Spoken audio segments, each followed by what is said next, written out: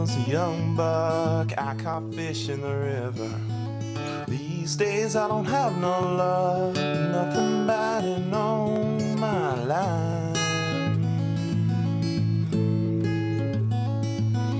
It's become an empty stream over time. It makes me sad, it makes me cry. What an awful burden on the mind. What a crime.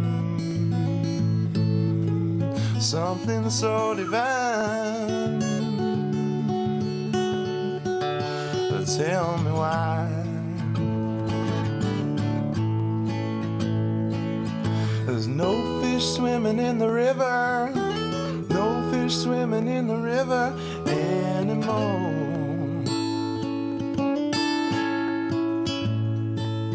There's no fish swimming in the river, no fish swimming in the river anymore. 'Cause the river is hurt and the river's in pain. It's happening again and again.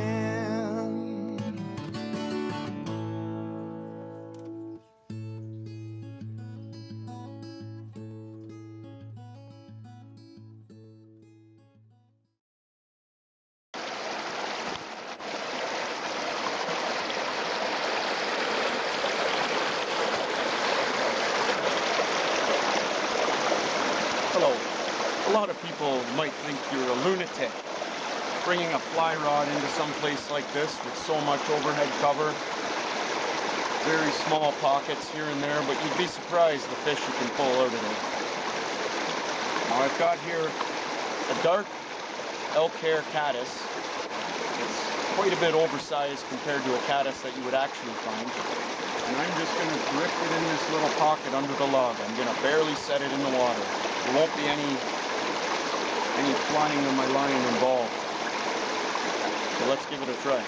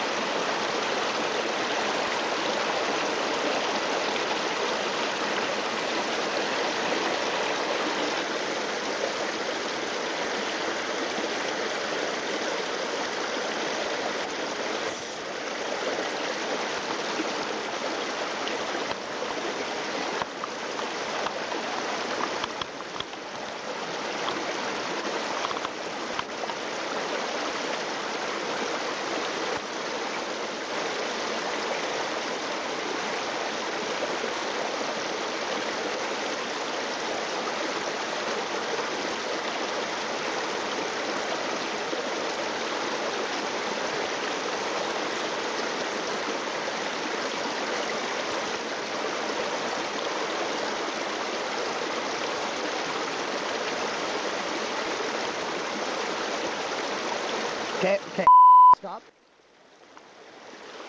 So I guess there's not a fish in every hole, but you get the point.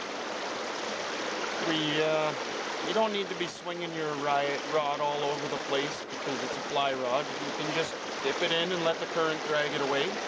You know, it's effective too. This time, perhaps it wasn't, but there will be other times. Well, I found another spot here on the same small stream. It's a little more open here, so I will actually be able to swing my fly rod around. One of the things I like to focus on is any log jam, like the one you see down there. I'm going to be sticking with big bushy patterns, and I kind of have a hunch that there's one sitting right in the foam down there. So let's just see what we can pull out.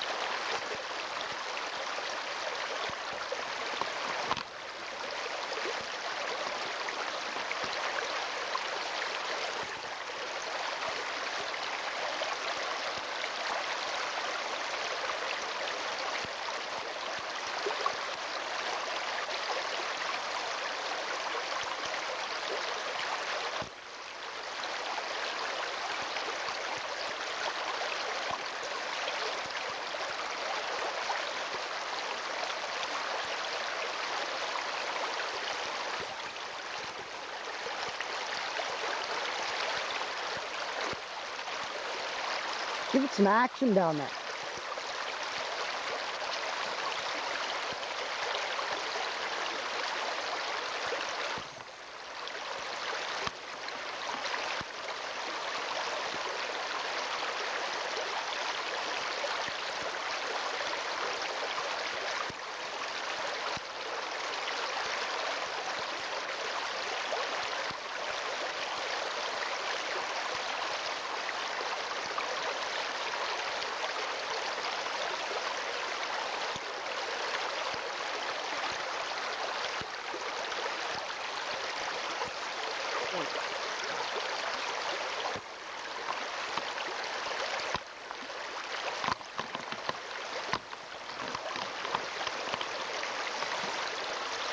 A little bit smaller than I was hoping. We have here a baby speck. Let's get this out in a hurry and let him go.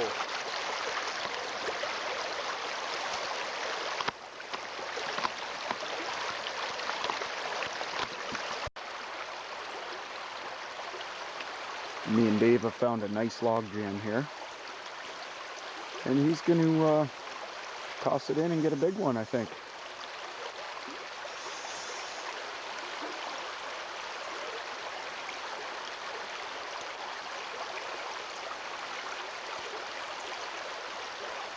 Look at that already. Another little fellow, but boom. Getting a little bigger. At this point we're growing exponentially, so by the end of the outing, you know, we'll be hooking into 14, 15-inch speckled trout. This guy's kind of swallowing the hook a bit. Little bit of emergency surgery. We come equipped with all the tools to take care of this situation and still let the fish live on in most cases.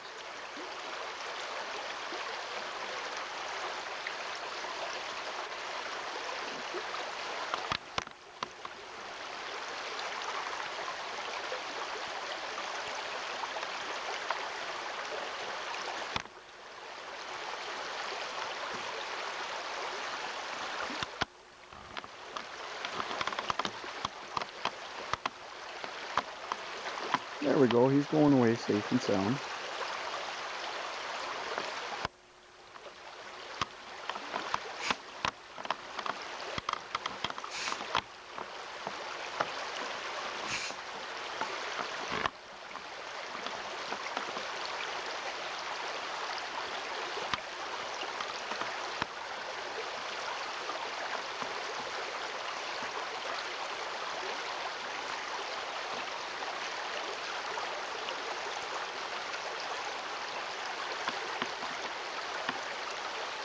And we're going to try again.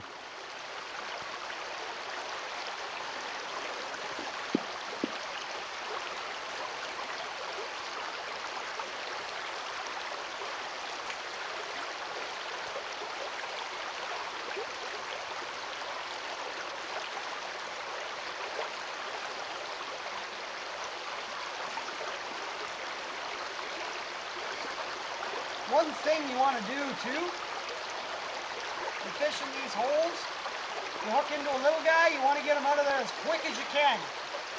Otherwise he's going to be flopping around in there. If there's a big fish, he's going to be down. There's another one, a little nicer.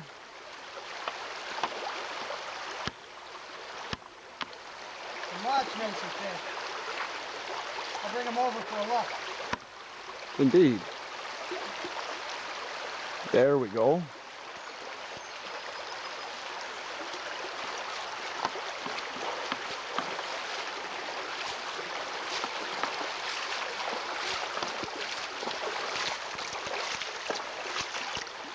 These are the kind of fish we're after out here.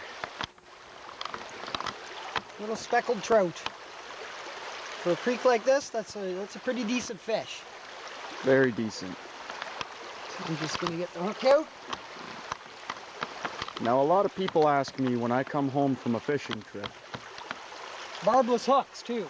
Hook just falls out. A lot of people ask me when I come home from a fishing trip, where's all the fish? You know what I tell them? Back in the river where they belong.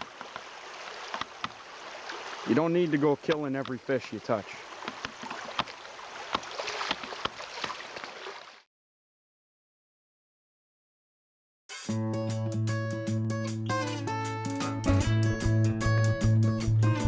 Whether I'm walking down your city streets, I'll be hiking by the riverside. Well, there's one thing I'm gonna have to keep in mind: the joys of my life.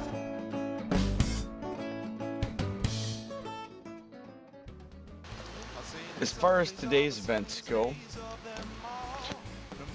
we were doing some very dense trekking and some fly fishing that is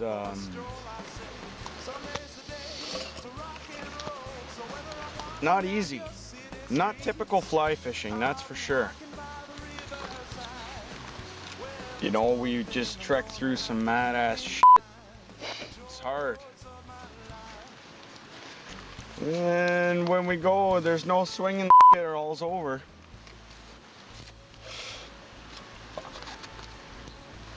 We just have to take it gentle.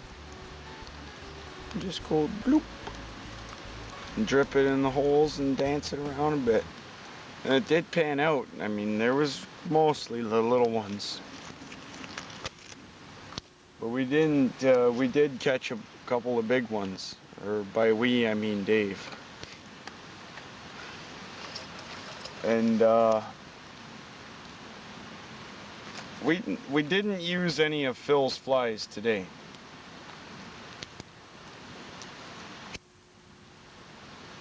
We used some of Dave's actually.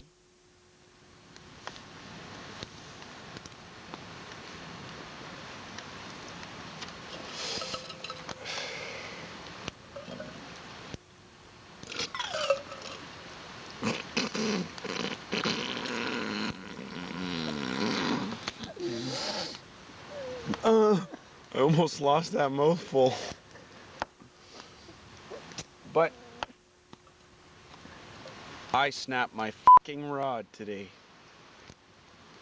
And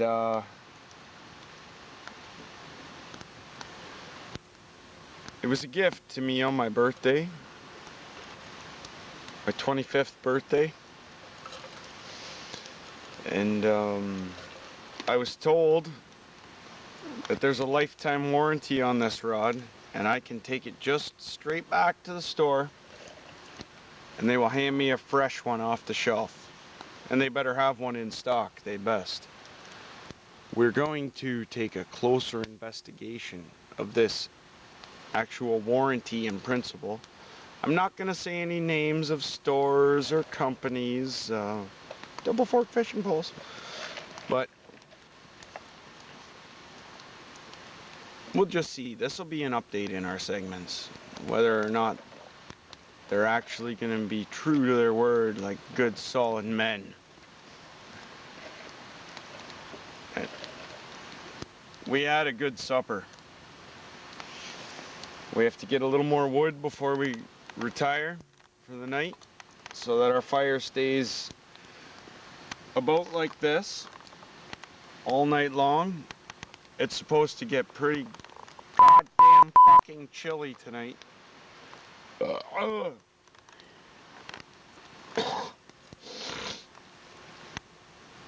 But yeah, this will probably sum up the events for today.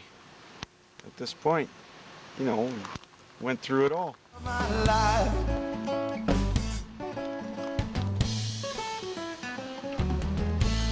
Well, one of these days I'm gonna find a home, a place that I can call my own, and she'll be there so that I'm not all alone.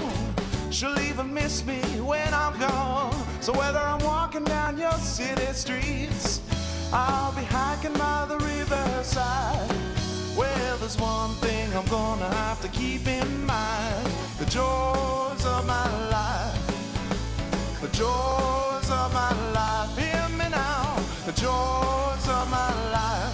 Say, there's one thing I'm gonna have to keep in mind.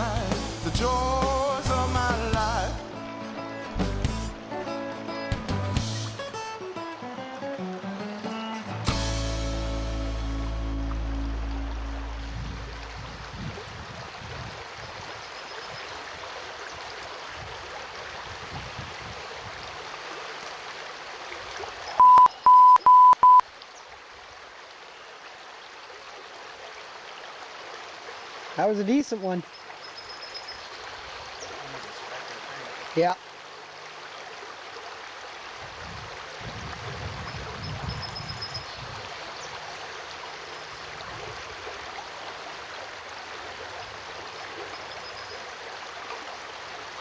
Fishing small streams like this, you've got pretty diverse population of bugs.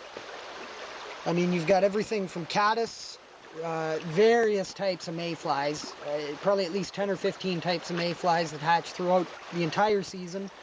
Stoneflies, chironomids.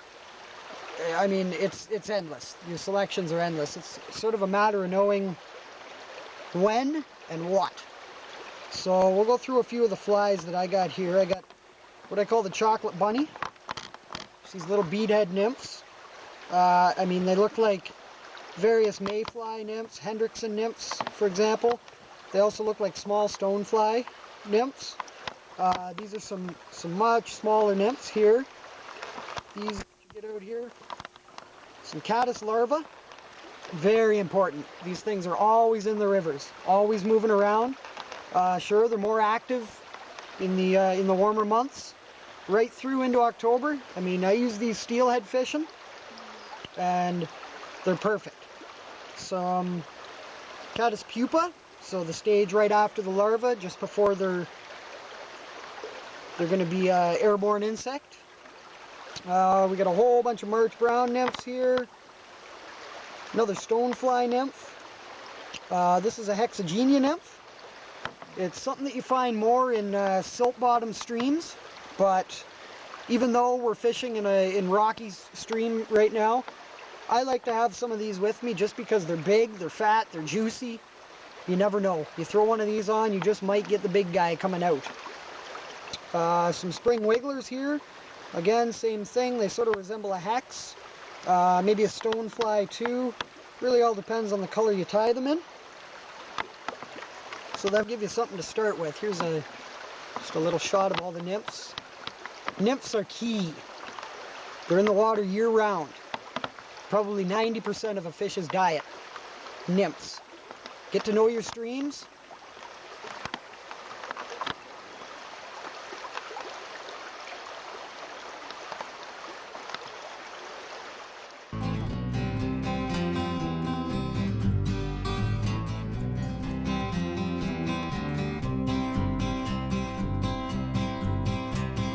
I was struck by a feeling 24 hours ago, and it was moving like lightning.